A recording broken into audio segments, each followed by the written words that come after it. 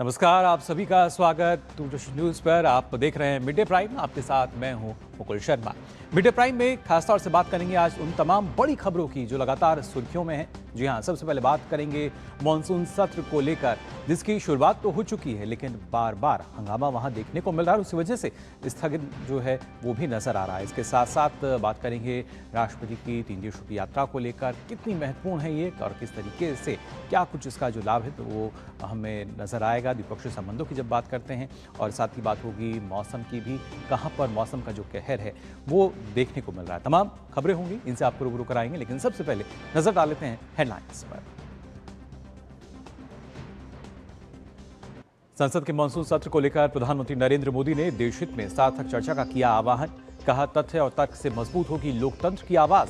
संसद की सकारात्मक भावना से विकास को मिलेगी नई ऊर्जा।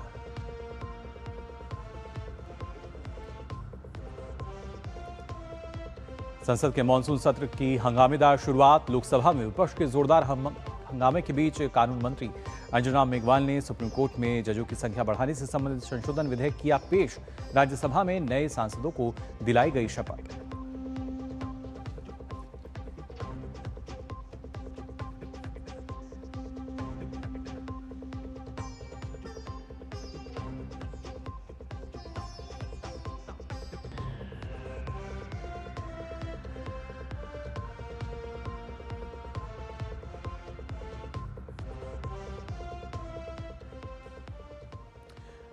और खासतौर से बात करेंगे 3 यूरोपीय देशों की यात्रा के बाद भी राष्ट्रपति द्रौपदी मुर्मू मोल्दोवा पहुंच चुके हैं। राष्ट्रपति को वहां पर गार्ड ऑफ ऑनर दिया गया। अपनी समकक्ष मया सिंधु के साथ द्विपक्षीय वार्ता करेंगी और साथ ही भारत मोल्दोवा संबंधों की मजबूती पर भी जोर दिया जाएगा।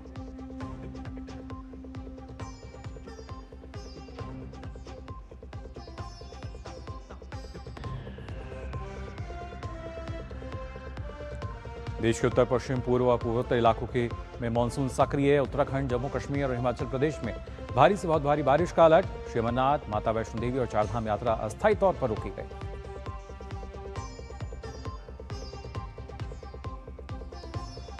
और टूट गया मेसी का सपना। टॉरिस ने गोल से अर्जेंटीना को हराकर फीफा वर्ल्ड कप चैंपियन बना स्पेन। मैड्रिड समेत पूरे स्पेन में जश्न का माहौल।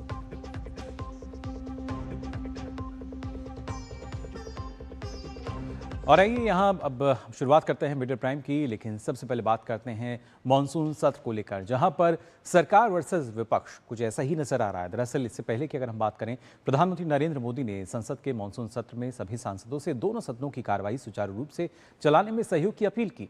उन्होंने तर्क और तथ्य के साथ सदन की चर्चा को समृद्ध किए जाने पर जोर दिया। उन्होंने कहा कि राष्ट्र निष्ठा से भरे हुए, जब हम बात करते हैं राष्ट्रभक्ति के लिए जी रहे आवाज को उचित मंच मिलता रहे। की मांग है कि राष्ट्र निष्ठा से भरे हुए, राष्ट्रभक्ति के लिए जी रहे आवाज को सदन में उचित मंच मिलता रहे। वे अपनी आवाज को बुलंद करे, देश को दिशा दे। और इसलिए मैं आशा करता हूं और मुझे पक्का विश्वास है, जहां तथ्य होते हैं, जहां तर्क होते हैं, वहां तूफान के लिए जगह नहीं होती है।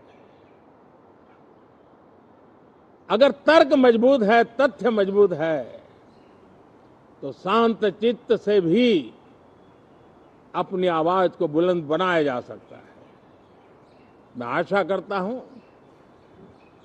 तर्क और तथ्य के साथ सदन की चर्चा को समृद्ध किया जाए, हर आवाज को अवसर मिले, हर विचार को सम्मान मिले। ये संसद की हमारी भूमिका है। मैं सभी सांसदों से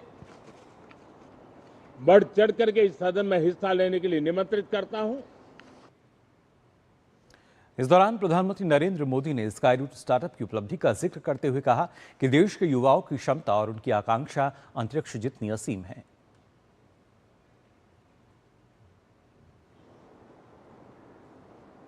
अंतरिक्ष में नई उड़ान भरी है, बहुत बड़ी सफलता है। और ये जो स्काईरूट स्टार्टअप है, उसमें जो नौजवान काम कर रहे हैं, मुझे बताया गया उनकी पूरी टीम की जो एवरेज एज है वो सिर्फ 28 साल है। ऐसे नौजवानों ने ये काम करके दिखाया है। मैं किसी 56 साल के नौजवान की बात नहीं कर रहा हूं, मैं देश के ये स्टार्टअप ने 28 के एवरेज वाले नौजवानों ने अंतरिक्ष में भारत का झंडा गाड़ दिया है। साथियों, ये संयोग नहीं, ये एक संदेश है और बड़ा मजबूत संदेश है कि हमारे देश के युवाओं की क्षमता और उनकी आकांक्षा अंतरिक्ष जितनी असीम है, इससे बड़ा संदेश देश के लिए कोई और प्रेरणा नहीं दे सकता है। और आइए एक बार फिर नजर डालते हैं संसद के मॉनसून सत्र को लेकर प्रधानमंत्री के संबोधन की जो बड़ी बातें थी।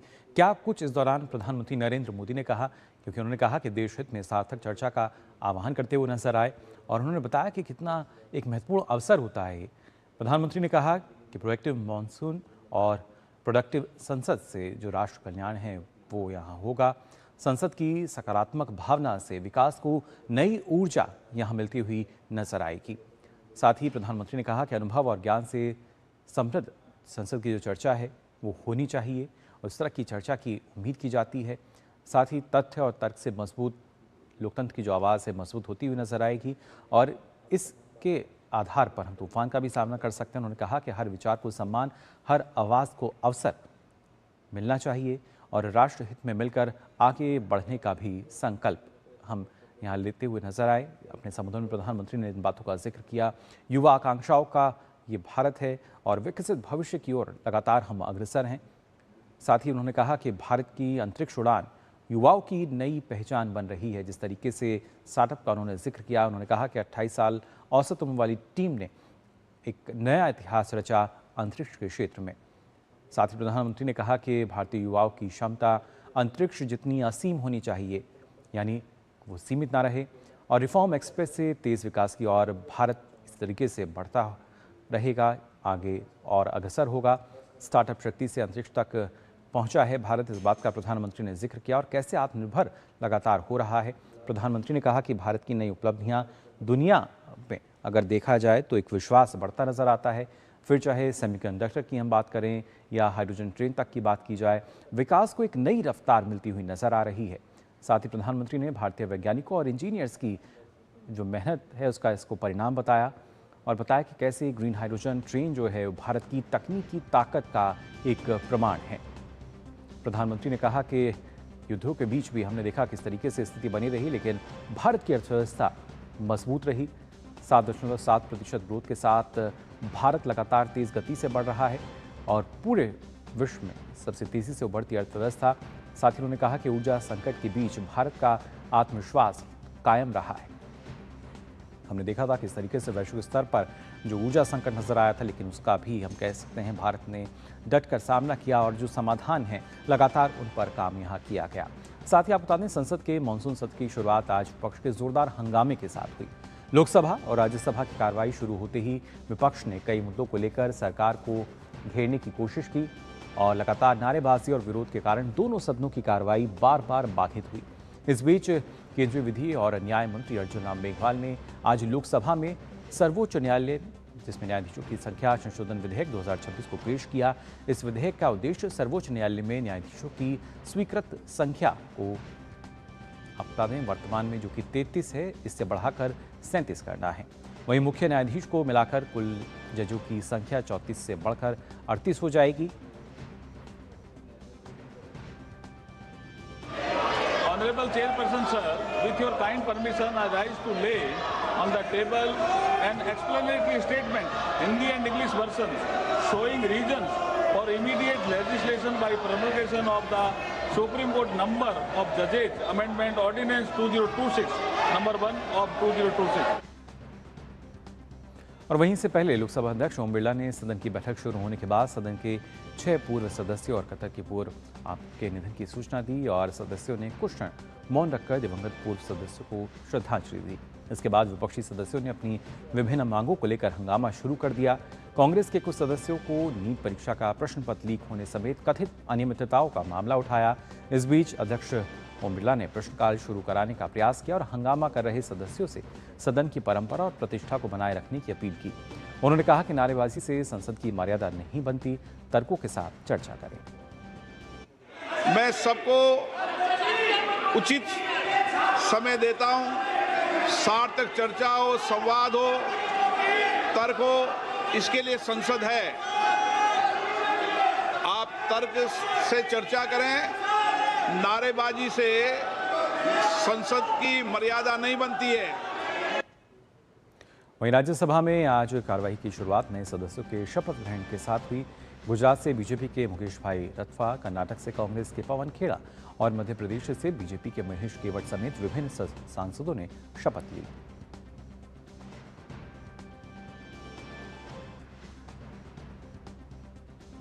उच्च सदन में दिवंगत सांसदों को श्रद्धांजलि भी अर्पित की गई।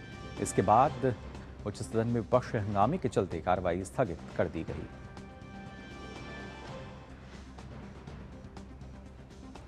और साथ ही अगर बात की जाए सुप्रीम कोर्ट संशोधन विधेयक 2026, आखिर इसमें क्या कुछ खास है ये आपको बता देते हैं। इस पर आइए नजर डालते हैं कि किस तरीके से इसका जो बड़ा लाभ देखा जा रहा है। दरअसल सुप्रीम कोर्ट न्यायाधीश संख्या संशोधन विधेयक 2026 जिसको पेश किया गया, जिसमें लोकसभा में ये जो विधेयक है पेश हुआ, सुप्रीम कोर्ट में जो जज हैं उनकी संख्या अब बढ़ाने का प्रावधान इसमें है।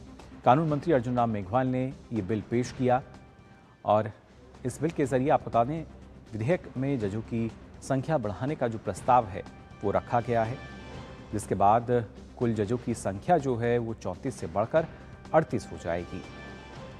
और इस जो स्वीकृत संख्या की हम बात कर रहे हैं जो कि अभी 34 है, 38 होगी, इसमें सीजीआई भी शामिल हैं, जिसके चलते हम देखेंगे जो संख्या बढ़ेगी तो लंबित मामलों के निस्तारण की अगर बात की जाए उसको भी कहीं ना कहीं गति मिलती हुई नजर आएगी।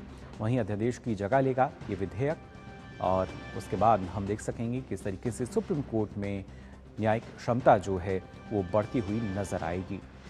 इसके साथ साथ न सिर्फ न्यायिक क्षमता बढ़ेगी बल्कि न्याय व्यवस्था को भी एक मजबूती मिलेगी और साथ ही साथ और विश्वसनीयता जो है वो हम यहाँ देख सकेंगे। इसके साथ ही अगर बात की जाए गौर विधेयक की जो है हम देखेंगे कैसे गृहमंत्री अमित शाह जो हैं वो राष्ट्र गौरव अपमान निवारण संशोधन विधेयक 2026 राज्यसभा में पेश करेंगे। इसके बारे में भी आपको बता देते हैं आखिर ये है क्या। दरअसल वंदे मातरम को कानूनी संरक्षण देने वाला एक ऐतिहासिक कदम है, जिसके जरिए राष्ट्रगीत को कानूनी और वैधानिक संरक्षण जो है वो यहाँ मिलता हुआ नजर आएगा। जनगण मन के समान कानूनी संरक्षण जो है वो वंदे मातरम को भी मिलेगा। वंदे मातरम को कानूनी संरक्षण देने वाला ये ऐतिहासिक कदम है और उसी में हम देखेंगे राष्ट्र गौरव अपमान निवारण संशोधन बिल जो पास किया जाएगा।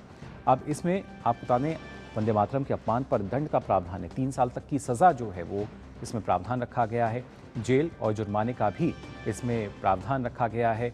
वहीं सभा में व्यवधान उत्पन्न करने पर कार्रवाई की जो बात है वो इस विधेयक में रखी गई है।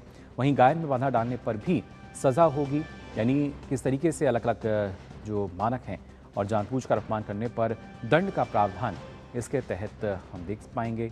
और दोबारा दोषी पाए जाने पर 1 साल की जेल यानी सज़ा का जो प्रावधान है वो भी यहाँ पर है और अधिकतम अगर देखा जाए तो 3 साल तक की सज़ा का प्रावधान फिलहाल अभी इसमें दिया गया है। और न सिर्फ सज़ा बल्कि जेल और जुर्माने यानी दोनों का प्रावधान यहाँ पर रखा गया है वंदे मातरम के अगर अपमान की अगर बात की जाए। लेकिन फिलहाल लगातार हमने देखा किस तरीके से जो कार्रवाई है वो बाधित होती नजर आई। इस पर और जानकारी लेंगे संसद से हमारे संवाददाता अनुज यादव हमारे साथ जुड़ चुके हैं और साथ ही वरिष्ठ पत्रकार शेखर अय्यर जी भी हमारे साथ जुड़ चुके हैं। शेखर जी, आपका बहुत बहुत स्वागत डीडी न्यूज़ पर। पहले अनुज आपके पास आना चाहूँगा, जानना चाहूँगा अगर देखा जाए 11 बजे से लेकर अब तक की अगर बात की जाए तो लगातार जो स्थगन है वो हम यहाँ देख पा रहे हैं।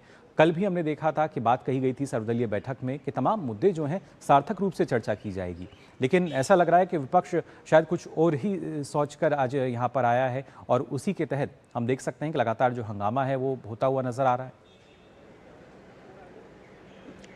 देखिए, जब किसी भी सत्र के दौरान जब सत्ता पक्ष अपनी तैयारी के साथ आता था, हम जानते हैं कि काफ़ी जो विधायी कार्य हैं उसको लेकर सरकार सदन में आती है, सत्र के दौरान आती है, लेकिन ऐसे में ही विपक्ष भी भरपूर कोशिश करता है कि अन्य कई मुद्दों को लेकर सत्ता पक्ष को घेरा जाए। तो कुल मिलाकर आज कुल देखा जाए तो पहला दिन है और पहले दिन विपक्ष की कहीं ना कहीं इसी तरह की रणनीति रहती है कि वो सरकार को घेरने की कोशिश करे। हालांकि प्रधानमंत्री नरेंद्र मोदी ने, हमने अपने डीडी न्यूज़ के माध्यम से भी दिखाया, आपने भी बताया कि उन्होंने अपील की कि अगर तर्क और तथ्य हैं तो बहुत बड़े तूफानों की ज़रूरत नहीं पड़ती, बल्कि शांत तरीके से भी उन पर चर्चा की जा सकती है। प्रधानमंत्री नरेंद्र मोदी ने इस बात को भी कहा। लोकसभा अध्यक्ष ने तो कई बार इस बात को बोला कि, और ये बात हमने पहले के कई सत्रों में भी देखी है मुकुल, कि जिन भी मुद्दों पर विपक्ष चर्चा कराना चाहता है उन पर चर्चाएं पहले भी हुई हैं। इस बार भी ये आश्वासन दिया गया है कि हर मुद्दे पर चर्चा होगी, लेकिन उसके बावजूद भी या तो मीडिया की सुर्खियों में बने रहने के लिए और अपनी विपक्ष की ताकत को एकजुट दिखाने के लिए कई बार हम देखते हैं कि विपक्ष इस तरह की रणनीति लेकर आता है। हालांकि हम जानते हैं कि विधायी कार्य को लेकर सरकार भी काफ़ी सख्त है और वो चाहेगी कि जो जनता से जुड़े हुए महत्वपूर्ण विधेयक हैं उनको पास कराया जाए। वंदे मातरम पर तो 4-4 घंटे की चर्चा भी रखी गई है और आज जो विधेयक पेश हुआ है वो तो काफ़ी महत्वपूर्ण है। हम जानते हैं कि सुप्रीम कोर्ट जो हमारी देश की सर्वोच्च न्यायालय है उसमें जजों की संख्या बढ़ेगी तो त्वरित फैसले होंगे, जनता को त्वरित न्याय मिलेगा। तो कुल मिलाकर हम कह सकते हैं कि जनता से जुड़े हुए अन्य और भी विधेयक हैं जो आने वाले दिनों में सदन के अंदर रखे जाएंगे, उन पर चर्चा कराकर उन्हें पास कराने की कोशिश की जाएगी। लेकिन विपक्ष का ये हंगामा कब तक बना रहता है, कब तक विपक्ष की इस तरह की भूमिका रहेगी, ये देखने वाली बात जरूर होगी। लेकिन फिलहाल आज की बात करें तो सत्ता पक्ष की तरफ से भरपूर कोशिश भी की गई है और आसन की तरफ से भी लोकसभा अध्यक्ष ने ये अपील की है कि आपके हर मुद्दों को लेकर चर्चा सदन के लिए तैयार है, बशर्ते कि आप हंगामा ना करें और चर्चाओं में हिस्सा लें और जनता से जुड़े महत्वपूर्ण विधेयकों को पास लगातार यही अपील जो है वो करते हुए नजर आए। और शेखर जी, आपसे भी समझना चाहूँगा, हमने देखा था प्रधानमंत्री ने भी इस बात का जिक्र किया था कि तर्क और तथ्य जो हैं अगर वो हमारे पास हैं तो बड़े से बड़े तूफान का सामना हम कर सकते हैं।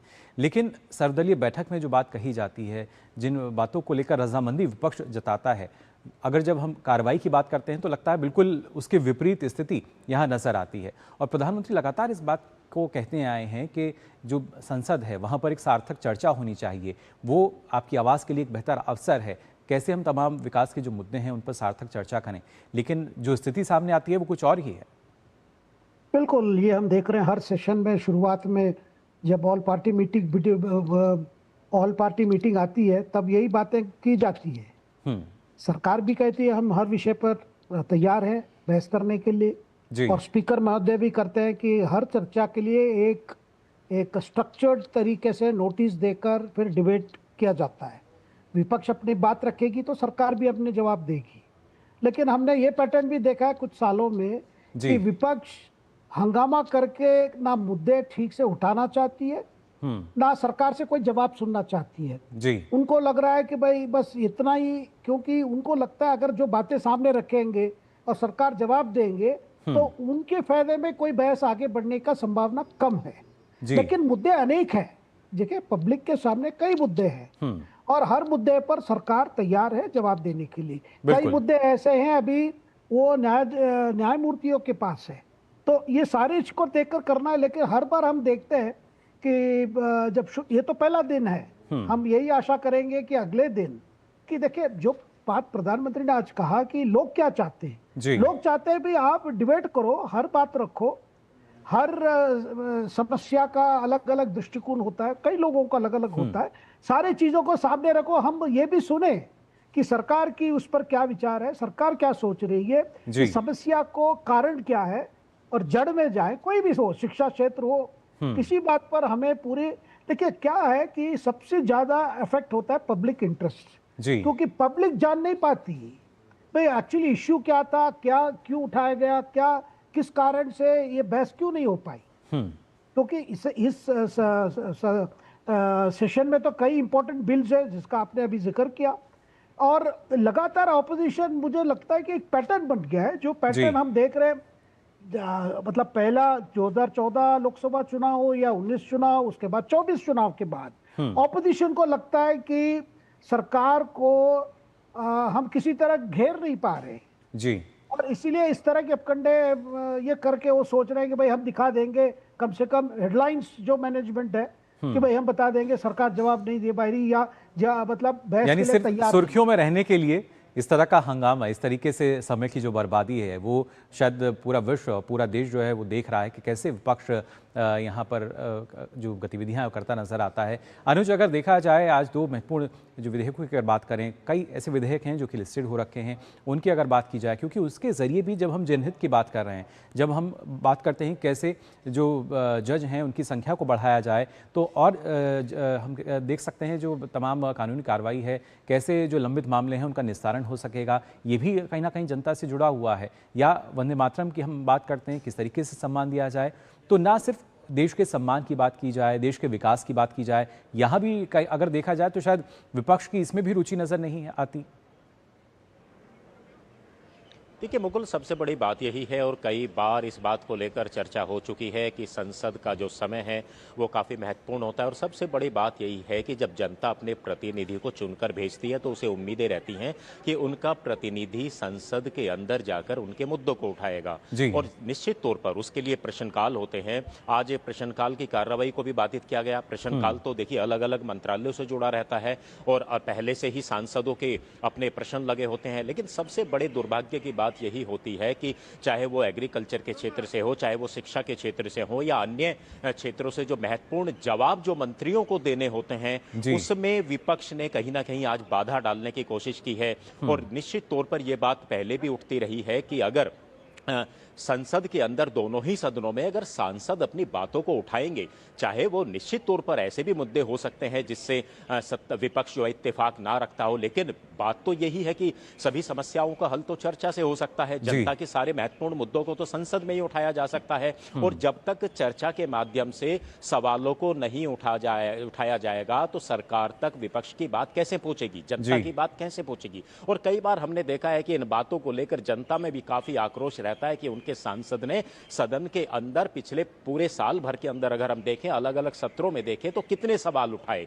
ये एक हम जानते हैं कि जो स्थानीय अखबार होते हैं पूरा एक इस पे पेज भी छापते हैं कि आपके स्थानीय सांसद ने पूरे साल भर के अंदर सत्र के अंदर सवाल ही नहीं उठाए। तो ये एक महत्वपूर्ण बात है और विपक्ष को काफी गंभीरता से इसको लेना चाहिए कि जब आप 5 साल के बाद जनता के बीच में आप जाते हैं तो आप जनता को क्या जवाब देंगे, क्या बातें आपने उनकी उठाई। और जब महत्वपूर्ण विधेयक आते हैं, कोई सरकार विधेयक लेकर आती है, तो ऐसे में तो विपक्ष की भूमिका और भी ज्यादा बढ़ जाती है। हो सकता है कि उसमें कुछ ऐसे संशोधनों की जरूरत हो जो विपक्ष के चलते उसमें हो सकता हो, लेकिन ये तभी संभव हो सकता है जब सदन की कार्रवाई चले। लेकिन फिलहाल आज पहला दिन है, आने वाले दिनों में क्या किस तरह का रवैया रहेगा विपक्ष का, ये देखने वाली बात जरूर होगी। लेकिन फिलहाल आज की बात करें तो दोनों ही सदन लगातार बाधित हो रहे हैं। बिल्कुल, लगातार जो कार्रवाई है वो बाधित हो रही है। शेखर जी, आपसे भी समझना चाहूँगा, जब हम बात करते हैं सुप्रीम कोर्ट में जो जजेस हैं उनकी संख्या को बढ़ाने की, ये तो अगर देखा जाए बेहद ज़रूरी भी है, और वहाँ भी अगर हम देखते हैं तो शायद विपक्ष वहाँ भी साथ देने में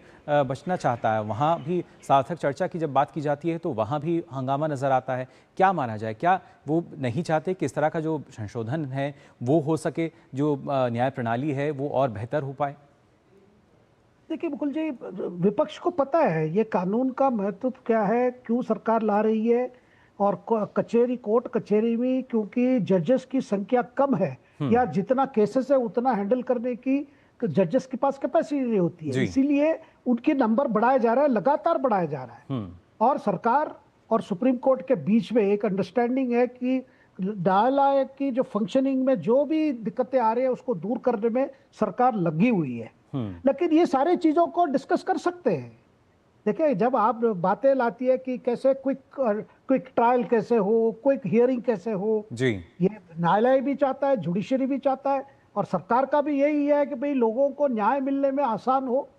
और जब अगर संख्या बढ़ाएंगे, जजेस की संख्या बढ़ाएंगे, तो ज्यादा केसेस सुनवाई हो सकेगी और उस पर जजमेंट आ सकती है। ऐसे कई हर बिल अगर आप देखेंगे जो कानून लाया जा रहा है उसमें बहुत बड़ी ये होती है। उसके साथ साथ दूसरी बात मुकुल जी, जो आज प्रधानमंत्री ने जिक्र किया कि जो लोग चाहते हैं कि हमारी जो युवा संसद है उनकी आवाज सुन नहीं पा रही है क्योंकि हंगामा के कारण, और ये लोग जानना चाहते हैं कि हमारी युवा संसद जो 2024 में चुन के आए, क्या उनको कभी मौका मिला है अपने बात रखने के लिए? बिल्कुल। अपने चुनाव क्षेत्र हो या देश के सामने जो समस्या है उसको लेकर। उसके अलावा देखिए, अभी पिछले 2-3 महीने में जो उपलब्धियां भारत को मिली है, आप हाइड्रोजन ट्रेन की बात की प्राइम मिनिस्टर ने, वो स्काई रूट जो प्राइवेट, पहली बार प्राइवेट भी स्पेस से में एंटर कर रहे हैं। जब सरकार ने ये स्पेस सेक्टर को 2020 में खुला था, और 6 साल में आप देख रहे हैं एक स्टार्टअप आके अपना स्वयं एक पेलोड को कल लॉन्च किया इसरो के साथ से। सो ये सारे भी कई बातें हैं, देखिए ये भी नोट होना चाहिए। लेकिन शेखर जी, ऐसा लगता है जो विपक्ष है ना तो उसकी रुचि है विकास में और ना उन तमाम उपलब्धियों में जो कि लगातार हमारा देश अर्जित कर रहा है और जिस तरीके से आत्मनिर्भरता की तरफ आगे बढ़ रहा है। फिलहाल बहुत बहुत शुक्रिया शेखर जी आपका, और साथी अनुज आपका भी धन्यवाद हमारे साथ जुड़ने के लिए। तो विपक्ष जो है लगातार हंगामा करता हुआ नजर आता है मानसून सत्र की कार्यवाही में, और कहा यह जाता है कि बोलने का मौका नहीं दिया जाता, लेकिन जब मौका होता है तो शायद विपक्ष को हंगामा यहां करना होता है, और उसी तरह की जो तस्वीरें हैं फिलहाल अभी तक सामने आई हैं। मिड डे प्राइम में फिलहाल हम यहाँ रुकने एक छोटे से ब्रेक के लिए जल्द हाजिर होते हैं। आप बने रहिए डीडी न्यूज पर।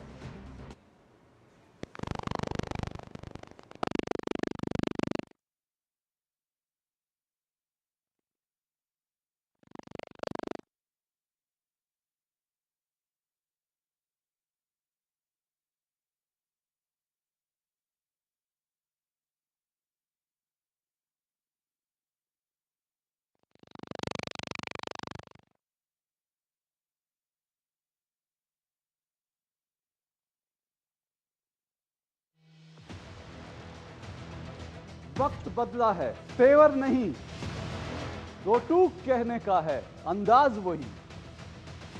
न फेक एजेंडा की बिसात, न झूठ का जाल, सिर्फ तथ्य, तर्क और तीखे सवाल। देखिए मेरे साथ दो टूक, सोमवार से शुक्रवार रात 10 बजे सिर्फ डीडी न्यूज पर। ब्रेक के बाद आप सभी का एक बार फिर स्वागत मिड डे प्राइम में। अब आइए बात करते हैं राष्ट्रपति द्रौपदी मुर्मू की यात्रा को लेकर।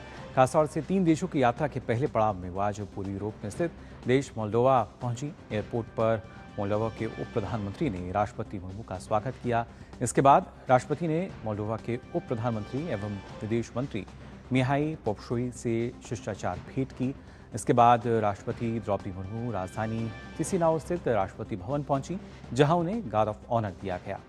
मोल्डोवा की राष्ट्रपति माया सिंधु के निमंत्रण पर हो रही यात्रा किसी भारतीय राष्ट्रपति की मोल्डोवा की पहली यात्रा है। अपनी यात्रा के दौरान राष्ट्रपति मुर्मू ने दोनों देशों के प्रतिनिधिमंडल स्तर की वार्ता में हिस्सा लिया। इसके अलावा वे मोल्डोवा गणराज्य की संसद के अध्यक्ष इगोर ब्रोसू से भी मुलाकात करेंगी। राष्ट्रपति मुर्मू मोल्डोवा भारत संसदीय मैत्री समूह के सदस्यों के साथ बातचीत करेंगी, संवाद करेंगी। इसके अलावा राष्ट्रपति एक व्यापार मंच को संबोधित करेंगी और मोल्डोवा में रह रहे भारतीय समुदाय के सदस्यों से भी संवाद करेंगी। भारत और मोल्डोवा के बीच लंबे समय से सौहार्दपूर्ण और मैत्रीपूर्ण संबंध रहे हैं। राष्ट्रपति मुर्मू की ये यात्रा दोनों देशों के रिश्तों को और मजबूत करने के साथ साथ उन्हें व्यापक साझेदारी के नए स्तर तक ले जाने में महत्वपूर्ण भूमिका निभाएगी। दोनों देशों के बीच कृषि, स्वास्थ्य सेवा और फार्मास्यूटिकल्स, सूचना प्रौद्योगिकी और शिक्षा जैसे क्षेत्रों में सहयोग की अपार संभावनाएं हैं। माना जा रहा है कि यात्रा इन क्षेत्रों में आपसी सहयोग और नए अवसरों को बढ़ावा देगी। साथ ही अपनी यात्रा के दौरान राष्ट्रपति मोल्डोवा के राष्ट्रीय नायक स्टेफान सेलमारेशिस्वान स्मारक पर पुष्पांजलि भी अर्पित करेंगी।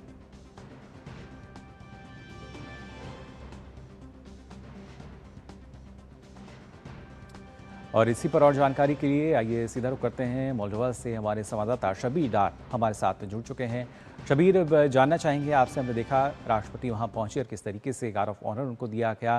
कितने महत्वपूर्ण हो जाते हैं दोनों देशों के संबंधों की अगर बात की जाए, और सबसे ज़्यादा महत्वपूर्ण ये कि किसी भारतीय राष्ट्रपति की ये पहली यात्रा है वहाँ पर, और इसके साथ साथ तमाम ऐसे क्षेत्र हैं जहाँ पर दोनों देश मिलकर और ज़्यादा बेहतर अवसर जो है वो सृजित होते हुए यहाँ नजर आएंगे।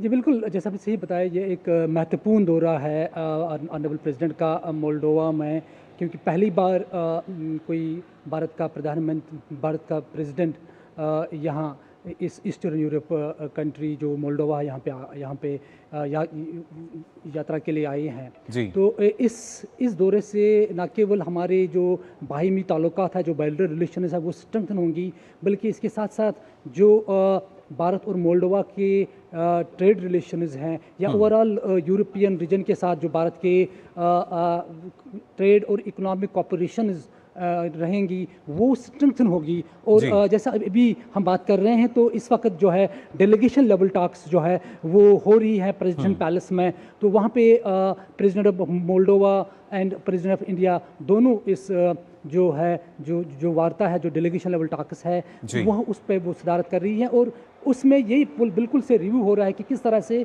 बायलैटरल रिलेशंस को आगे ले जाए और किस तरह से जो अलाइड जो यहाँ पे निश्चित जो यहाँ पर बिल्कुल बहुत सारे सेक्टर्स है, चाहे वो ट्रेड है, इन्वेस्टमेंट हो या ट्रैवल या टूरिज्म हो या फार्मास्यूटिकल हो या अनेक क्षेत्र जो हैं जहाँ पे आपसी जो है बायलैटरल कोऑपरेशन की ज़रूरत है, और उनको एक्सप्लोर कैसे किया जाए और किस तरह से दोनों देश आपस में जो है जो बिज़नेस रिलेशंस को आगे ले जाएं और किस तरह से ओवरऑल जो यूरोपियन मार्केट्स हैं, हमारे भारतीय जो बिजनेसेस हैं, उनके लिए खुले जाएं। क्योंकि मोल्डोवा जैसे देश ईस्टर्न यूरोप के ये एक गेटवे की तरह इस वक्त उभर रहे हैं भारतीय बिजनेसेस के लिए।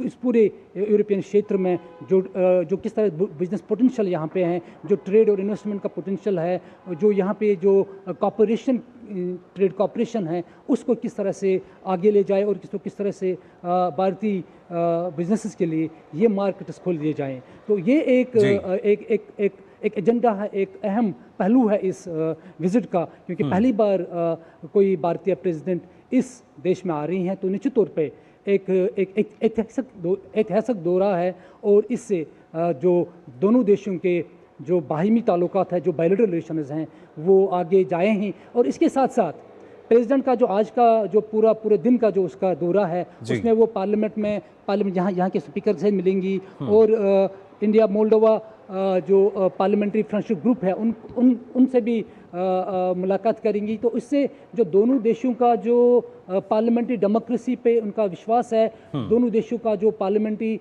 डेमोक्रेसी के वैल्यूज़ है, उसको किस तरह से एक दूसरे के रिलेशंस में इसको एक पहलू बना के आगे ले जाए।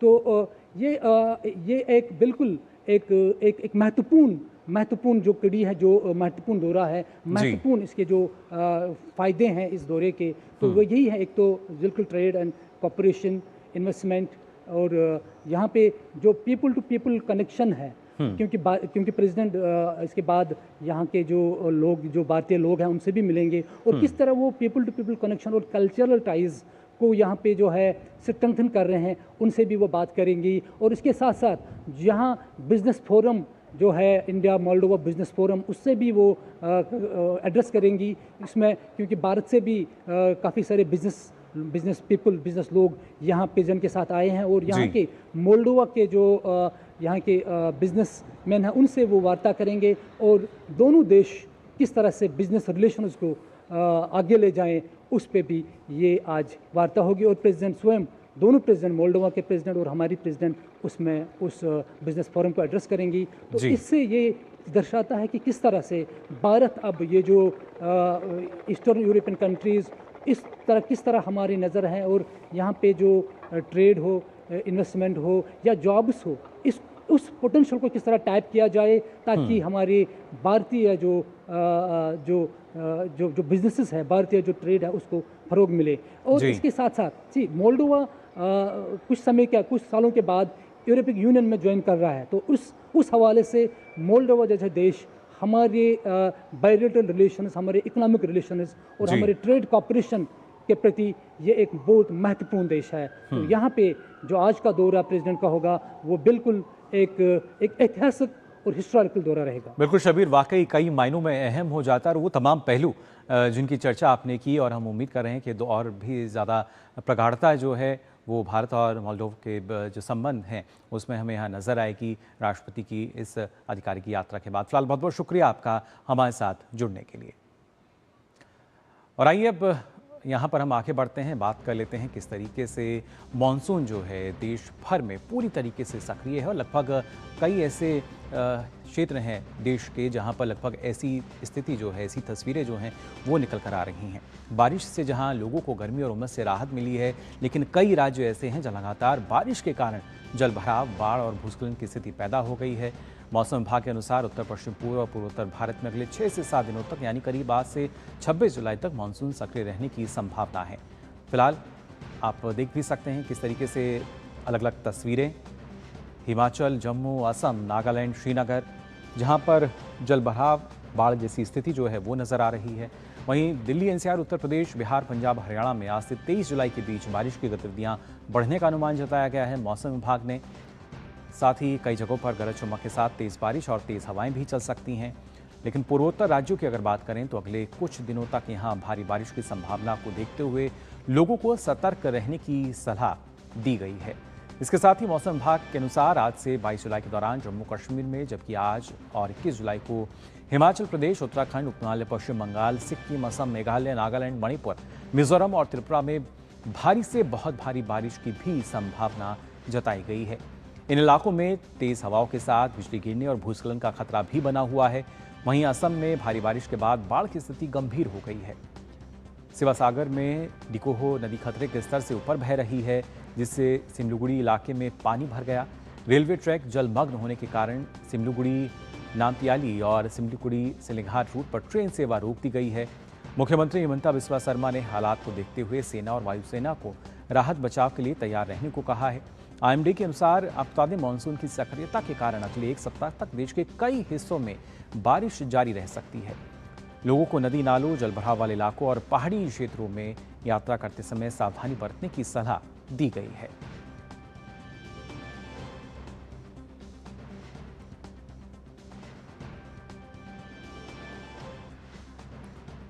और खासतौर से अगर बात की जाए जम्मू कश्मीर की, तो यहाँ पुंछ और राजौरी जिले में भारी बारिश, बादल फटने और अचानक आई बाढ़ से बड़ी तबाही यहाँ पर देखने को मिली है।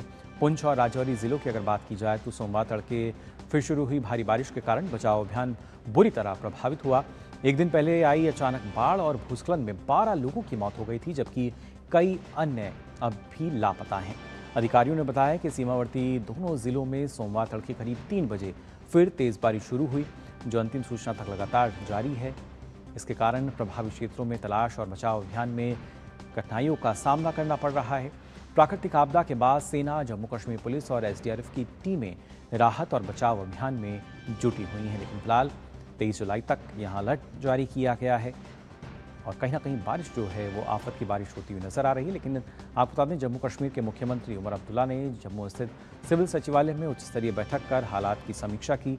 बैठक में उन्होंने राहत और बचाव कार्यों, आवश्यक सेवाओं की बहाली और प्रभावित परिवारों तक तत्काल सहायता पहुंचाने के लिए प्रशासन की तैयारियों का जायजा लिया। मुख्यमंत्री ने आपदा में जान गंवाने वाले लोगों के परिवारों के प्रति संवेदना व्यक्त करते हुए हर संभव मदद का भरोसा दिलाया। इस बीच केंद्रीय गृह मंत्री अमित शाह ने भी जम्मू कश्मीर में बाढ़ की स्थिति की समीक्षा की है और केंद्र सरकार की ओर से हर संभव सहायता उपलब्ध कराने का आश्वासन दिया है।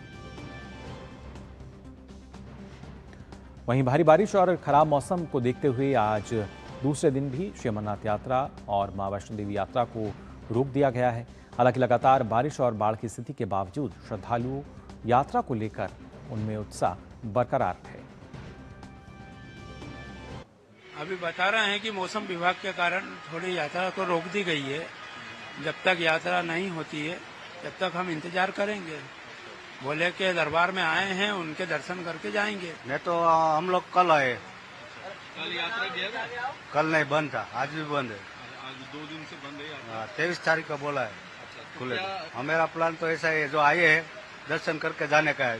चाहे 2 दिन लगे, 4 दिन लगे, 5 दिन लगे, दर्शन करने का है। अभी तो इधर सेफ्टी में है, आगे जाएगा तब पता चलेगा क्या है। आगे जाएंगे, बाबा के दर्शन करेंगे। बाबा यात्रा में 21 तारीख के थे। हाँ, अब देखते हैं, बारिश जो हो रही है उस कारण हमको रोक दिया गया है सभी यात्रियों को। और जब तक जाएगा यहाँ से हम दर्शन करके जाएंगे। और बारिश कितनी भी हो हम रुकेंगे नहीं। हम भोले बाबा से संबंधित आए हैं, बारिश से संबंधित नहीं आए हैं। जितना भी समय लगेगा देखेंगे, प्रदर्शन करके जाएंगे बाबा के। और हमको रोका जा रहा है, वो हमारी सेफ्टी के लिए रोका जा रहा है। जहाँ तक हम अच्छी तरह यात्रा कराएंगे सर, हमारी सरकार जो भी है दर्शन करके जाएंगे। तो तमाम श्रद्धालु जो काफ़ी उत्साहित हैं इस यात्रा को लेकर। लेकिन अगर बात की जाए खासतौर से जम्मू कश्मीर के किस तरह के हालात हैं, श्रीनगर से अनीस जरगा हमारे संवाददाता जो हैं वो जुड़ चुके हैं हमारे साथ। अनीस, जानना चाहेंगे आपसे, अगर बात की जाए जो फिलहाल हालात बने हुए हैं किस तरह के हैं और क्या कुछ कहना है मौसम विभाग का, क्योंकि कई ऐसे इलाके हैं जहाँ पर हमने देखा था जो कई लोग हैं जो कि इस वजह से प्रभावित हुए हैं और राज्य सरकार भी जो है एक तरीके से सक्रिय रूप में काम करती हुई यहाँ नज़र आ रही है। जी बिल्कुल, देखिए इतवार से लगातार जो तूफ़ानी बारिशें हो रही है, खास करके जो राजौरी और पुंछ के 2 अजला हैं वहाँ पे काफ़ी तबाही मच चुकी है और काफ़ी सारे तमीराती जो रिहाइश गाह हैं, जैसे लोगों के मकान ढह गए हैं, लोगों की दुकानें बह गई है। तकरीबन 60 से ज़्यादा जो गाड़ियां हैं वो भी तूफ़ान और दरियाओं में बह चुकी है। उसके अलावा जो काफ़ी सारे मेन रोड्स हैं वो भी और ब्रिजेस हैं वो भी काफ़ी तबाह हो चुके हैं। उसके अलावा अभी भी जो सुरक्षा बल है, SDRF है और जम्मू कश्मीर पुलिस है, वो जो 7 अभी लापता है लोग, उनको भी वो ढूंढने की उनके सुराग ढूंढने की कोशिश कर रहे हैं। तो वो लगातार रेस्क्यू ऑपरेशन जारी है। उसके अलावा मौसमी विभाग ने अभी भी कहा है कि अगले 2 दिनों में, आज भी, कल भी और परसों भी जो बारिश है वो लगातार रहेगी और उसके जो खतरात है वो आगे भी रहने वाले हैं। इस वजह से जो सरकार है उन्होंने जो यात्राएं हैं, जैसे शिवखोरी रियासी में अमरनाथ यात्रा है और माता वैष्णो देवी यात्रा है, वो अभी सस्पेंड की गई है। तो सूरत हाल अभी बने हुए हैं। तो अभी यही लोगों को भी एडवाइस किया गया है कि नदी नालों से दूर रहें और जो पहाड़ी इलाके हैं वहाँ पे लैंडस्लाइड्स का भी खतरा है, तो वहाँ पे भी थोड़ा सा इत्मीनान रखने की ज़रूरत है और थोड़ा सा सेफ और सिक्योरिटी में ज़्यादा उनको उसकी इन्वॉल्वमेंट होनी चाहिए।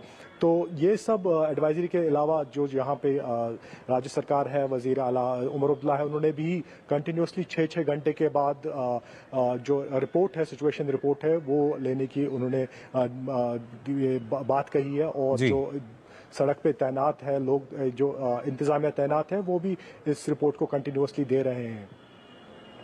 बिल्कुल अनीस, लेकिन इस दौरान क्योंकि जैसा आपने बताया कि फिलहाल राहत मिलती हुई इस बारिश से नज़र नहीं आएगी, किस तरीके से लगातार प्रशासन जो है वो तैयारियों में जुटा हुआ है, किस तरह की तैयारी जो है लगातार की गई है, क्योंकि कई हमने देखा था जो अचानक से बाढ़ की स्थिति उत्पन्न हुई थी, उसके बाद राहत बचाव कार्य शुरू हुआ था, लेकिन फिर बारिश की वजह से कहीं ना कहीं कई चुनौतियों का सामना करना पड़ रहा था और हमने देखा था कि जो अभियान है उसको रोका भी गया था। क्या ताज़ा स्थिति अब तक, उसके बारे में कुछ और जानकारी मिल पाई है? जी देखिए, कुछ इलाके जैसे सूरनकोट है पुंछ में, वहाँ पे थोड़ा डैमेज ज़्यादा हो गया था। वहाँ पे लगातार बारिश की वजह से और वहाँ पे कुछ लोग अभी भी मिसिंग है, तो उनकी वजह जो बारिश है उसकी वजह से वो रेस्क्यू ऑपरेशन थोड़ा रुक गया था, लेकिन उसके बाद वो वापस लाए अमल में आ गया था। तो बाकी सारे इलाके जो है राजौरी में या आज दोड़ा में एक रगी नाला है, वहाँ पे लैंडस्लाइड की वजह से, पत्थर लगने की वजह से काफ़ी व्हीकल्स डैमेज हो गए थे और 2 लोगों के मौत का इतला भी मिली थी। तो जो तकरीबन 14 के करीब अब टोटल डेथ टोल हो चुका है, लेकिन उस समय भी अभी के समय भी वो रेस्क्यू ऑपरेशन वहाँ पे चल रहा है। और ये जो सड़कें हैं जहाँ पे लैंडस्लाइड हुई है, वो सड़कें साफ करने का जो ये सड़कें साफ करने का जो अमला है वो अभी भी उस काम में लगातार रह रहे हैं। कुछ पहाड़ी इलाके हैं, जैसे कंडी इलाका है राजौरी में जो दूर पहाड़ में है, वहां पे थोड़ी सी अभी मुश्किलात आ रही है, लेकिन जो हिफाजती अमला है वो अभी भी कोशिश कर रहे हैं कि उन इलाकों में पहुंच जाए और राहत जो है वो वहां पे भी पहुंच जाए और जो मिसिंग लोग हैं उनको उनके सुराग मिलने की अगर कोई गुंजाइश हो तो वो भी मिल जाए। बिल्कुल अनीस, वाकई महत्वपूर्ण और देखना होगा किस तरीके से राहत बचाव कार्य जो है उसमें तेज़ी नज़र आएगी अगर ये बारिश थमती हुई नज़र आती है। तो फिलहाल बहुत बहुत शुक्रिया आपका हमारे साथ जुड़ने के लिए। और आइए अब आगे बढ़ते हैं, बात कर लेते हैं फीफा वर्ल्ड कप को लेकर। जी हाँ, जहाँ पर अब उसका नया धुरंधर जो है स्पेन, वो सामने आ गया है। स्पेन जो कि अब कहीं ना कहीं फुटबॉल का नया चैंपियन बन चुका है।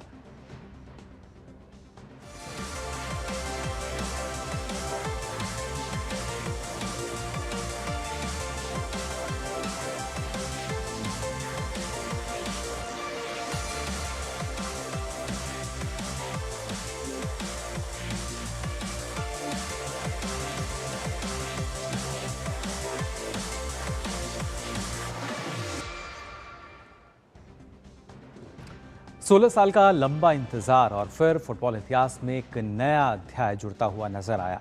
स्पेन ने डिफेंडिंग चैंपियन अर्जेंटीना को हराकर दूसरी बार फीफा विश्व कप खिताब अपने नाम कर लिया।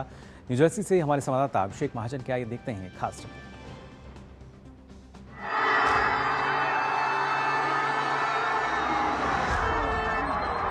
स्पेन ने एक बार फिर विश्व चैंपियन बन गया है। अपने पहले विश्व कप खिताब के 16 साल बाद ला रोजा ने डिफेंडिंग चैंपियन अर्जेंटीना को 1-0 से हराकर दूसरी बार फीफा विश्व कप ट्रॉफी अपने नाम की। पूरे मुकाबले में स्पेन का दबदबा देखने को मिला। टीम ने खेल के हर पहलू में अपना नियंत्रण बनाए रखा। फाइनल तक हर चुनौती पार करने वाली अर्जेंटीना इस बार स्पेन के सामने फीकी नजर आई। लियोनेल मेसी विश्व कप में एक आखिरी जादुई पल की तलाश में थे, लेकिन स्पेन की अनुशासित रक्षा पंक्ति ने उन्हें कोई मौका नहीं दिया। दूसरी ओर गोलकीपर एमिलियानो मार्टिनेज ने कई शानदार बचाव कर अर्जेंटीना को मुकाबले में बनाए रखा। अगर उनकी ये बेहतरीन सेव नहीं होते तो मैच का फैसला काफी पहले हो सकता था। 106वें मिनट में मैच का सबसे बड़ा पल आया। फेरान टोरेस ने बॉक्स के भीतर शानदार नियंत्रण दिखाते हुए बाएं पैर से गेंद को गोल में पहुंचाया और स्पेन को 1-0 की बढ़त दिला दी और स्पेनिश प्रशंसकों को जश्न मनाने का मौका दे दिया। यही गोल विश्व कप का निर्णायक गोल साबित हुआ। पूरे टूर्नामेंट में यह टोरेस का पहला गोल था, लेकिन यही उनके करियर का सबसे यादगार गोल बन गया। गोल खाने के बाद अर्जेंटीना ने बराबरी के लिए पूरा जोर लगाया, लेकिन स्पेन की रक्षा पंक्ति चट्टान की तरह डटी रही।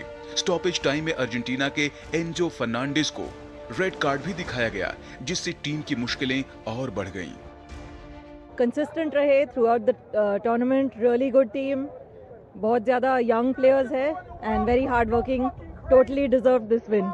हमें तो लग रहा था स्पेन जीतेगा, डोमिनेशन वाज नॉट सरप्राइज, सही था। मतलब they've been playing great throughout the tournament, तो लग तो रहा था कि डोमिनेट कर पाएंगे और आज उन्होंने किया। अगर आप सेमीफाइनल्स भी देखें, अगर अगेंस्ट फ्रांस स्पेन का गेम बहुत अच्छी तरीके से खेला। वो लोग हमेशा एक टीम के ऐसा खेलते हैं।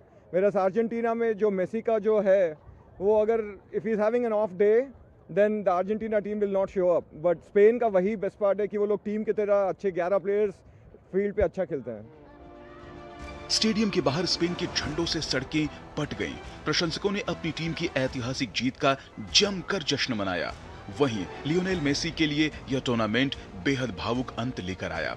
माना जा रहा है कि यह उनका आखिरी विश्व कप था। दूसरी ओर स्पेन के लिए एक नए स्वर्णिम युग की शुरुआत है। 16 साल बाद फीफा विश्व कप की ट्रॉफी एक बार फिर स्पेन के हाथों में है। स्पेन ने सिर्फ वर्ल्ड कप ही नहीं जीता, बल्कि अर्जेंटीना को हर मोर्चे पर मात दी। मेसी का मैजिक नहीं चला और 16 साल बाद स्पेन ने खिताब पर एक बार फिर से कब्जा कर लिया। कैमरामैन शुभम शर्मा के साथ अभिषेक महाजन, डीडी न्यूज़, न्यू जर्सी। तो देखा आपने किस तरीके से 16 साल बाद यहाँ पर हमने देखा स्पेन जिसको दोबारा मौका मिला और इस मौके को किस तरह अच्छे से उसने बनाया और उसके बाद विश्व चैंपियन बना फुटबॉल का। हमारे संवाददाता गौरव फिलहाल हमारे साथ जुड़ चुके हैं। गौरव, अगर देखा जाए कहीं ना कहीं लगातार हर एक मुकाबले में, फिर चाहे हम क्वार्टर फाइनल की बात करें, सेमीफाइनल की बात की जाए या फाइनल, तो सबको चौंकाते हुए स्पेन जो है हमने देखा किस तरीके से आगे बढ़ती नजर आई। और यहाँ पर खासतौर से उनकी स्ट्रेटेजी की अगर बात की जाए, वो कहीं ना कहीं अब काफ़ी कामयाब हम मान सकते हैं जो कि नज़र आई है। उसी के चलते हम अब देख पा रहे हैं कि फीफा का जो नया चैंपियन है वो अब मिल चुका है।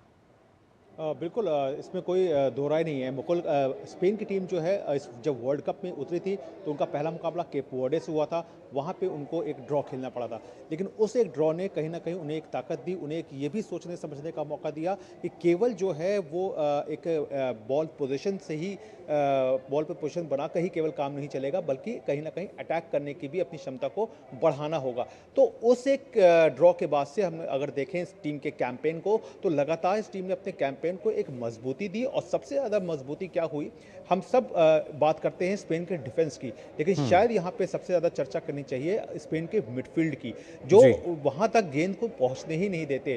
तो यहाँ पे जो बड़े नाम है जो स्पेन के, उन्होंने अपनी भूमिका को जो है वो बहुत अच्छे तरीके से सामने रखा। स्पेन डिफेंस तो आपका मजबूत है ही है स्पेन का, जहाँ पे पाओ कुबार्सी हैं, जहाँ पे आपके कुकरिया हैं, ये वो खिलाड़ी हैं जिन्होंने डिफेंस को जो है मजबूत बना कर रखा। फिर उनके जो गोलकीपर थे उनाय सिमोन, उनका जो शानदार प्रदर्शन था वो एक इस टीम की सबसे बड़ी स्ट्रेंथ बन करके सामने था। वहीं दूसरी तरफ अगर आप देखें तो अर्जेंटीना को अगर हम उठा करके देखें तो उन्होंने ग्रुप स्टेज में भले ही अच्छा प्रदर्शन किया हो, लेकिन जब वो नॉकआउट स्टेज में पहुंचे हैं तो उनके या तो मैचेस एक्स्ट्रा टाइम में गए हैं या फिर वो कम बैक करते रहे। उन्होंने पूरे टूर्नामेंट में 19 गोल किए, जिसमें से अगर 12 गोल उठा करके देखें तो वो 75वें मिनट के बाद आए हैं। तो ये जो कमाल जो होता है अर्जेंटीना की ओर से, इसको हमने हमेशा सामने रखा। हर ओर से ये बातें की गई कि अर्जेंटीना की टीम वो टीम है जो कि वापसी का दम रखती है, जो कि केवल एक मेसी पे ही निर्भर नहीं है, बल्कि जो टीम के बाकी खिलाड़ी हैं वो भी शानदार तरीके से अपने आप को सामने रख पाने में कामयाब रहते हैं। लेकिन जब टीम सामने आपके स्पेन थी तो वहाँ पे कहीं ना कहीं जो मैन मार्किंग का काम था, उस काम को कहीं ना कहीं स्पेन ने जो है वो बखूबी किया। स्पेन ने मेसी को भी बांधे रखा और आप ये सोचिए कि मेसी जो है वो गेंद को टच कर पाने में भी बहुत उनको मुश्किलें सामने आई, और जो स्पेन के जो अर्जेंटीना की ओर से शॉट्स भी लिए गए वो भी बहुत कम थे, और शॉट्स ऑन टारगेट तो ना के बराबर थे। तो यहाँ पे एक जो साफ अंतर था उसने कहीं ना कहीं एक कहते ना कि वहाँ पे फ्रस्ट्रेशन जो थी वो अर्जेंटीना की ओर से, खिलाड़ियों की ओर से फ्रस्ट्रेशन जो थी वो बहुत ज़्यादा निकल करके सामने देखने को मिल रही थी, क्योंकि एक तो उनके पास गेंद का जो कंट्रोल था वो नहीं था, दूसरी आप जो है वो विरोधी के खेमे तक या उनके पेनल्टी बॉक्स पर जाकर के दबाव नहीं बना पा रहे हैं। तो ये सब बातें जब आपके साथ सामने होती हैं तो कहीं ना कहीं फिर ये दबाव जो है वो आप पे बनता जाता है, और उसी दबाव का नतीजा जो है वो हम देख रहे हैं कि किस तरह से स्पेन ने जो है वो वर्ल्ड कप के कैंपेन को शानदार तरीके से अंत किया, वर्ल्ड कप की ट्रॉफी भी उठाई और सिर्फ एक गोल जो है वो उनके खिलाफ कंसीड हुआ। बिल्कुल गौरव, लेकिन इसके साथ साथ इस बार के वर्ल्ड कप की अगर बात की जाए, क्योंकि अब से पहले जो वर्ल्ड कप हुए हैं कहीं ना कहीं तमाम अनुभवी जो खिलाड़ी थे वो चर्चा का विषय रहते थे। फाइनल तक हमने देखा कि यहाँ भी जो मेसी का नाम है वो लगातार छाया रहा था, लेकिन अगर देखा जाए तो क्या जो युवा खिलाड़ी हैं वो अपनी एक अच्छी और बेहतर जगह बनाने में कामयाब रहे हैं? और ख़ासतौर से अगर हम गोलकीपर्स की भी बात करें तो ये पूरा इस बार का जो वर्ल्ड कप है कह सकते हैं काफ़ी हद तक उनके नाम भी रहा है। बिल्कुल, इसमें हम देखें तो जिस तरह से गोलकीपर से अगर शुरुआत करें तो जिस तरह से उनाय सिमोन है, उनका तो शानदार प्रदर्शन देखने को ही मिला कि उन्होंने किस तरह से बेहतरीन बचाव किए। वहीं अगर अर्जेंटीना के गोलकीपर इमालियानो मार्टिनेज की बात करें तो उनका भी यहाँ पे जिक्र करना बहुत ज़रूरी है, क्योंकि इस फाइनल मुकाबले से पहले उन्होंने 9 बेहतरीन सेव्स किए थे, और वो टीम की जो एक दीवार है उसमें एक बहुत अहम भूमिका उनकी हमेशा से रही है। इसके अलावा अगर हम आगे बढ़ें तो केप वर्डे के जो गोलकीपर 40 साल के वजीनिया थे, उन्होंने बहुत शानदार तरीके से अपनी टीम का मोराल को भी बूस्ट अप किया और अपनी टीम के लिए बेहतरीन कहना चाहिए बचाव करके टीम को आगे भी बना करके रखा। और केप वर्डे की टीम ने इस पूरे वर्ल्ड कप में जिस तरह से अपना प्रदर्शन किया वो एक अलग छाप छोड़ के गया है। जहाँ तक यंग प्लेयर्स की बात है तो यहाँ पे भी पाउ कुबार्सी जो कि स्पेन के डिफेंडर हैं, उनका जिक्र करना बहुत ज़रूरी है, क्योंकि अगर स्पेन की टीम जो है वो केवल एक गोल कंसीड कर पाई है तो इसमें डिफेंडर्स की जो है वो भी कहीं ना कहीं अहम भूमिका है। तो पाउ कुबार्सी का जिक्र करना बहुत ज़रूरी है, और यही वजह है कि फीफा ने भी उनको कहीं ना कहीं माना और यंग प्लेयर ऑफ द जो टूर्नामेंट का जो खिताब है वो पाउ कुबार्सी के नाम गया है। तो इस तरह की कई सारी बातें जो हैं, कई सारी यादें जो हैं ये इस वर्ल्ड कप से निकल कर आई हैं। 48 टीमों ने हिस्सा लिया, हर मुकाबले अगर आप उठा करके देखें तो बहुत रोमांचक हुए। अगर तीसरे स्थान के मुकाबले की बात करें तो वहाँ पर भी हमने देखा कि टोटल 10 गोल जो है वो फ्रांस और इंग्लैंड के बीच में देखने को मिले।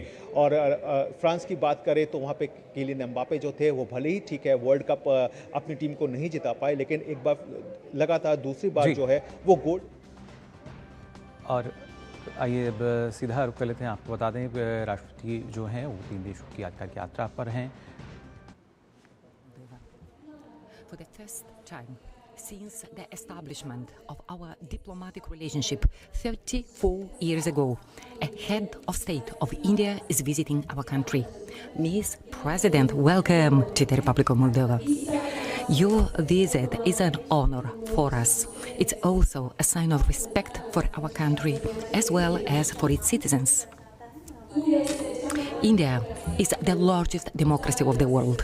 It's a country with over 1.4 billion people and one of the largest and most dynamic economies of the world. lately, the political dialogue between our countries took some speed and new pace. In 2024, we resumed, after 21 years, the political bilateral consultations, and we also inaugurated the embassy of the Republic of Moldova in the New Delhi. And then some concrete steps followed. India opened up its market for the Moldovan apples, while Moldova joined the International Solar Alliance, a global initiative which had been launched up by India together with France. Today, we took stock of the entire spectrum of our bilateral relationship, and we discussed some new directions of cooperation. We want this relationship to bring some concrete results for our people in trade, in investments, in energy, in education, and in health. First of all, we would like to extend our trade. We want our products to reach more and more the Indian market. Today, we're going to open up together the business forum Moldova-India, which is seeking for creating some direct links between the businessmen and the companies of the two countries.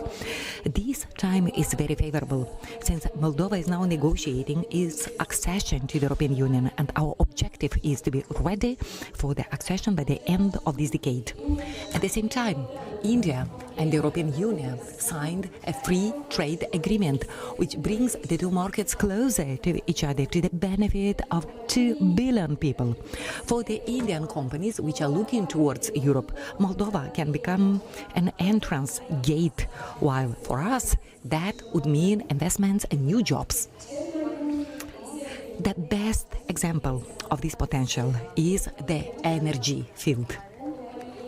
An Indian company, which was the winner of an international auction, of an international tender, built up the electrical line Vulcanești-Chișinău, which is a strategic project for our energy security, which is now at the final stage of testing and putting into operation. The relationship between our country also means links and connections between people. Around 1,400 students from India are studying at our universities. The biggest of them attend the medical university. We also concluded the negotiations for a new cooperation agreement in the field of the highest education, which is to be signed shortly. We want also to explore the experience of India in producing medications which are accessible for the people, but also to attract pharmaceutical investments to the Republic of Moldova. While we talk about development, at our very border, the war continues. Russia, for over 4 years, is holding an aggression war against Ukraine. An war which is absolutely unfair, killing innocent people, setting under threat the peace of the entire continent. Moldova is condemning firmly this aggression. We, exactly as India, trust in sovereignty of the states. We trust in international law. We would like to urge all the free countries which want their independence, their sovereignty, their borders to be respected, to support Ukraine. Today, Ms. President offered us as a gift the buste of Mahatma Gandhi, the father of the independence of India. The lesson learned from him is that the true peace is not the silence imposed by the powerful ones, but the mutual understanding between free nations. Dear Ms. President, thank you so much for this visit. Thank you so much for this gesture of friendship. In this world, which is more and more unstable, Moldova is choosing cooperation and trustworthy partnership. And exactly with this sort of partnership, we can build our relationship with India. We are two democracies, a large one, a very large one, and a small one, but united through the same values: freedom, dignity, and work to the benefit of the people. In Moldova, you'll always find a trustworthy friend. Thank you. Thank you so much. Now I'd like to invite Ms. President Draupadi Murmu to take the floor. Maya Sandoji. Your Excellency, President Maya Sandu, distinguished delegates from both countries, friends from the media, namaskar, bena zeva. First of all, I would like to express my heartfelt gratitude to President Maya Sandu for the warm welcome and gracious hospitality extended to me and my delegation during the visit. I am delighted to undertake this state visit to the Republic of Moldova at the invitation of Moldova की पहली राजकीय यात्रा है। ये हमारे द्विपक्षीय संबंधों में एक ऐतिहासिक उपलब्धि है और हमारे दोनों देशों के बीच बढ़ती मित्रता और आपसी विश्वास को दर्शाती है। भारत और मोल्डोवा 3 दशकों से मधुर और मैत्रीपूर्ण संबंध साझा करते आ रहे हैं। भौगोलिक रूप से दूर होने के बावजूद शांति, विकास और अंतर्राष्ट्रीय सहयोग के प्रति हमारे साझा प्रतिबद्धता के अनुरूप हमारी साझेदारी निरंतर बढ़ती रही है। मित्रों, आज राष्ट्रपति संधू और मैंने हमारी द्विपक्षीय साझेदारी के संपूर्ण आयामों पर चर्चा की। हमने हाल के वर्षों में हुए प्रगति की समीक्षा की और उन विभिन्न क्षेत्रों में अपने सहयोग को और गहरा करने पर सहमति व्यक्त की, जो हमारे लोगों के प्रगति, समृद्धि और कल्याण के लिए महत्वपूर्ण है। आर्थिक सहयोग हमारी साझेदारी का एक महत्वपूर्ण स्तंभ है। हम व्यापार और निवेश को बढ़ावा देंगे, सप्लाई चेन्स को मजबूत करेंगे, कनेक्टिविटी में सुधार करने तथा अपने बिजनेस कम्युनिटीज के बीच घनिष्ठ जो सुझाव को प्रोत्साहित करने पर सहमति हुई। इस यात्रा के अवसर पर आयोजित इंडिया मोल्डोवा बिजनेस फोरम हमारी व्यापार और निवेश संबंधी को नई ऊर्जा देने की काफ़ी सहायक सिद्ध होगा। हम कृषि, लॉजिस्टिक्स एवं infrastructure, health, pharmaceuticals, renewable energy, digital public infrastructure, artificial intelligence और इनोवेशन सहित आपसी हित के विभिन्न क्षेत्रों में सहयोग मजबूत करने पर सहमत हुए। शिक्षा और कैपेसिटी बिल्डिंग हमेशा से हमारे संबंधों के सबसे मजबूत स्तंभों में रही है। हमने उच्च शिक्षा के क्षेत्र में एजुकेशनल एक्सचेंजेस और इंस्टीट्यूशनल पार्टनरशिप्स के विस्तार पर भी चर्चा की। हमें मोल्डोवा की प्रोफेशनल्स के लिए हाईटेक ट्रेनिंग स्लॉट्स की संस्था दोगुनी करते हुए प्रसन्नता है, जिसमें एआई और अन्य इमर्जिंग टेक्नोलॉजीज में विशेष कोर्सेस भी शामिल है। हमारे फॉरेन सर्विस इंस्टीट्यूट में भी मोल्डोवा के डिप्लोमाट्स विशेष एआई और साइबर डिप्लोमेसी कोर्सेस में भाग लेने के लिए आमंत्रित है। इंटरनेशनल सोलर अलायंस के तहत भारत और मोल्डोवा की बीच सहयोग जारी है। मैं चाहूँगी कि Moldova कोalition for disaster resilience infrastructure के साथ साथ ग्लोबल बायोफ्यूल्स अलायंस में भी शामिल होने की पहल करे। राष्ट्रपति संधू और मैंने क्षेत्रीय एवं वैश्विक घटनाक्रमों पर भी विचारों का आदान प्रदान किया। हमने शांति, संवाद और अंतर्राष्ट्रीय कानून के सम्मान के प्रति अपनी साझा प्रतिबद्धता की पुनः पुष्टि की। हम समान वैश्विक चुनौतियों से निपटने और एक शांतिपूर्ण, स्थिर तथा समृद्ध विश्व व्यवस्था के निर्माण में योगदान देने के लिए मिलकर काम करते रहने पर सहमत हुए। भारत ने हमेशा विवादों और तनाव के शीघ्र समाधान के लिए संवाद और कूटनीति का निरंतर समर्थन किया है। हम सदैव शांति के पक्ष में खड़े रहे हैं।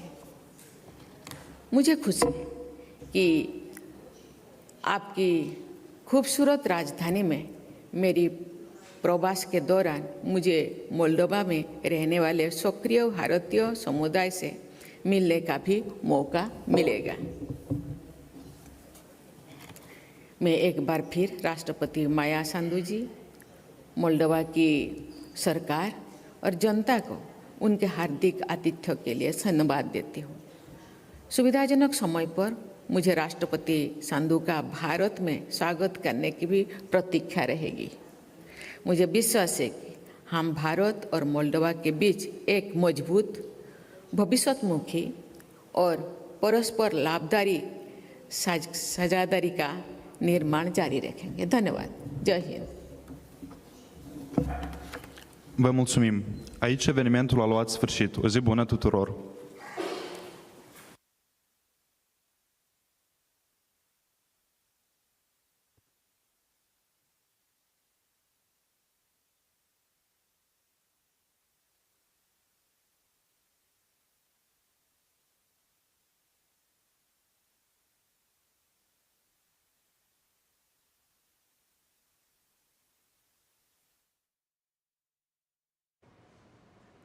तो हमने देखा यहाँ पर भारत मोल्डोवा का जो संयुक्त प्रेस वक्तव्य था और यहाँ पर जो कि उन्होंने इसकी जानकारी दी कि किस तरीके से भारत और मोल्डोवा के संबंधों की अगर बात की जाए, शिक्षा एक प्रमुख स्तंभ, वहाँ पर भी हम देखेंगे कैसे दोनों देशों के बीच संबंध मजबूत होंगे। लेकिन व्यापार और निवेश की दृष्टि से अगर देखा जाए तो सहमति जो है दोनों देशों के बीच बनती हुई नजर आई। और कई ऐसे क्षेत्र जिसमें राष्ट्रपति ने जिक्र किया, ना सिर्फ आर्टिफिशियल इंटेलिजेंस की बात की जाए, रिन्यूएबल एनर्जी की हम बात करें, DPI की बात की जाए, ऐसे तमाम क्षेत्र हैं जहाँ पर लगातार जो सहमति है और बनती हुई नजर आएगी और दोनों देशों के बीच के जो संबंध हैं और भी मजबूत होंगे। तो फिलहाल के लिए मीडिया प्राइम में बस इतना ही। दीजिए अनुमति। नमस्कार।